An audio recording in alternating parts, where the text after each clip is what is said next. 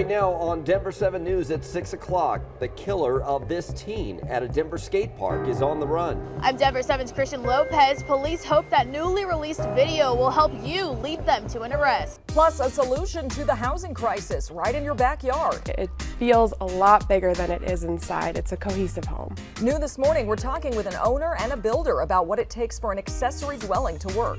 And Russell Wilson and Nathaniel Hackett take the field for the first time officially as Broncos. And they're ready to usher in a new era for the franchise. You want guys to come out here, you want them to want to practice and want to get better in that. And I mean, Russ leads that charge. It feels right, it feels great, I'm excited about it. And also too, at the same time, I know there's a lot more to do. You saw it briefly, but Coach Hackett is even playing running back at practice. So if that doesn't get you fired up, I don't know what will. A lot of enthusiasm for the Broncos. Good Tuesday morning. I'm Brian Sanders. And I'm Nicole Brady. We have more sun and warm weather today. That gets me fired up. You might want to grab a jacket for the morning bus stop, Lisa, but after that, it's going to warm up fast. Yeah, the girls, they've been begging for t-shirt and shorts weather this week, and today is going to be a good day for it. If you're in the mountains this morning, it's pretty chilly, but what a cool shot here from Longs Peak, from Rocky Mountain National Park. We're seeing a little bit of cloud cover there, lingering over some of the peaks with the fresh snow that we saw this weekend. There will be an increase in clouds later today, but we're starting off on this Tuesday morning with sunshine, a beautiful but very bright eastbound drive. And we're in for a really nice warm up. It's going to be quite a bit warmer than what we saw yesterday. We'll be at about 65 degrees by noon, by lunchtime, and then getting well into the 70s this afternoon. Denver's going to be right around 70 to about 75, depending on the neighborhood. Evergreen 64, Castle Rock, you're at just about 70, Erie 74, and in Estes Park, some upper 50s. So it's a pleasant day today. We will see increasing clouds today, and again tomorrow we're going to be under a partly sunny sky.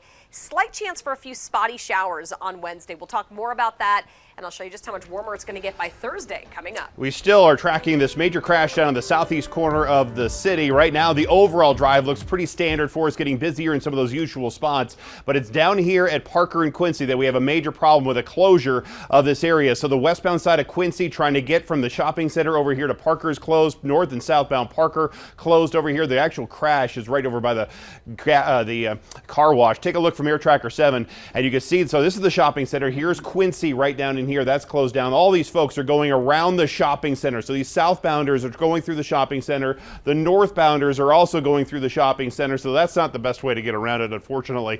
You're going to use some of the other roads. So take a look from Chambers going up to Hamden to get over to 225. Chambers south over to Bellevue or back to Parker Road gets you around it that way as well if you need to go south to Arapahoe. But do not get over here at Parker and Quincy. That is where it's closed down. The rest of the drive, like I said, was just very typical stuff, getting busier on 270, I-76, and that north side.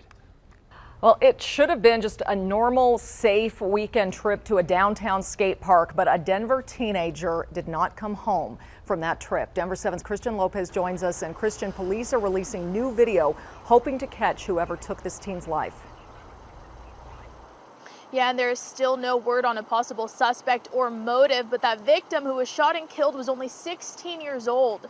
And that shooting happened in this area on Saturday evening. This is on 19th Street, which separates the skate park from Commons Park, which is a very popular area for joggers and walkers. Police have identified the victim as Juan Herrera Lozano, and in this video that was obtained by investigators, you can see Lozano crossing the street and talking to people inside this vehicle. He later turns from the car, and you can see him falling in the middle of the street while those who were near the skate park started to scatter.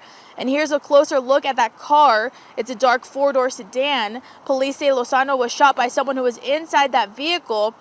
So right now they're working to identify that car and who was inside of it, but so far there haven't been any arrests. And you can help get that shooter off the street. All you have to do is share the pictures of that vehicle. We have those on our website, thedenverchannel.com. Live in Denver this morning, I'm Christian Lopez, Denver 7. All right, thank you, Christian. Switching gears here this morning. This summer, Colorado might be sending you a check for hundreds of dollars. It is your Tabor refund, which means the state collected more money than it's legally allowed to spend. So individuals will get $400 and couples will get $800. Governor Polis says he's speeding up the checks because people need relief now. We know that this last year has been difficult. Rising prices, gas at $4 a gallon, groceries costing more. And rather than sit on this money, we know that $400 will help people now. Republicans, meanwhile, are criticizing Democrats for taking credit for the tax refund. They say Democrats have opposed Tabor in the past, and now they're touting the returns as a success. With the lack of housing and prices going up, more people are considering whether or not to build an ADU, an accessory dwelling unit, otherwise known as a carriage house or granny flat. They're basically a separate housing unit that is built in a homeowner's backyard. The Denver Housing Authority is teaming up with several groups to help people build ADUs. I think it's difficult for homeowners in neighborhoods to see some homeowners and some renters being priced out. And so it's important to be a part of that solution and to know that you're securing your asset and staying in place in a neighborhood that you love and have helped to make popular. Yeah, the Denver Housing Authority has already finished 2 ADUs. It helps to build 10 more. You can learn more about building ADUs and the help available on the website mywdrc.org. So what would it be like to have a renter in your backyard? Denver 7's Veronica Acosta spoke with a woman who's doing it and likes it. Yeah, there are lots of reasons why people are turning to these ADUs right in their backyards. Some are converting these old garages, even storage structures into those homes. Others, though, they're building their ADUs from the ground up. Now, whatever the reasoning or the method is, the homeowners we spoke with said the backyard homes are, as you can probably imagine, super beneficial. It's a huge plus. I know that they're happy there because it's beautiful and it's a perfect home for a renter, and it helps out me financially. There's definitely a convenience factor there. It's nice to have your renter be close to you so you can walk over and fix something. Rachel Poynton, who you just heard from, she bought her home in the West Colfax neighborhood just last year. The construction company that built it also built that ADU you're seeing in her backyard now. Now, not only did she say she enjoys having the company of someone nearby, but the rent money she gets from that ADU also a huge help. Sarah Senderhoff, who works with the construction company L&D, told us rent for some of these ADUs, they can go anywhere from $1,500 to $2,000 a month. She says while there are perks for that homeowner, there are also pluses for the ADU renter too. I think for the people living inside, it's a brand new space. You know, they're not sharing a wall in an apartment building. They have, maybe some dedicated yard space. So in the West Colfax neighborhood, zoning allows for these ADUs. Poynton and her next door neighbor, they actually both have their own. L&D Construction has built about 35 of these in the Metro Denver area. They have at least 10 more in the works. In the newsroom, I'm Veronica Acosta, Denver 7.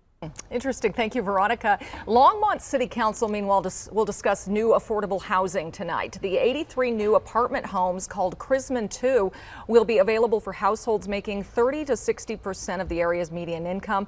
It will be near the intersection with State Highway 66 and Main Street. After several delays, another SpaceX crew will head to the space station tomorrow morning, and 2 of the 4 people on board are from Colorado. Jessica Watkins is from Lafayette, and Commander Kjell Lindgren went to the Air Force Academy, CU, and CSU. Jessica will be the first black woman to live and work on the International Space Station. We asked for her advice to kids who want to follow in her footsteps. For any young girl, young person of color, young people at all, I would just say find something that you really love, something that you are super passionate about, and just pursue that relentlessly. Dream big and don't be afraid to take risks. There you go. She also said find mentors who support your dreams. Now, this is Crew 4 for SpaceX. They're using a new Dragon capsule that they've named Freedom. Liftoff is set for 1:52 a.m. Mountain Time tomorrow morning. So hopefully we'll have some great video to show you in our morning newscast tomorrow, Lisa. And a good message to all the young little ladies out there. Right now, it's just about 6:10. We are looking at some calmer winds this week. Such a nice change after what's been windy weeks all month long. We're going to see fire danger, though, a little bit higher still across parts of southern and eastern Colorado. We'll take a closer look at the wind speeds, and here over the next couple of days, the chance for any little bit of rain here in town.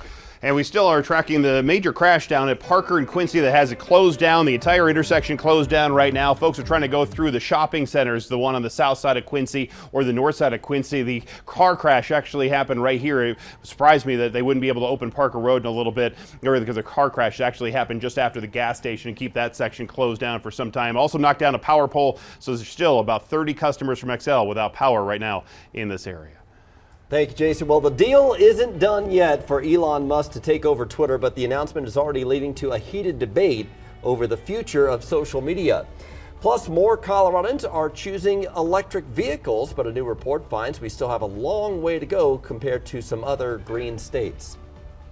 Also, eating for a healthier planet, the study that suggests adding insects to your menu.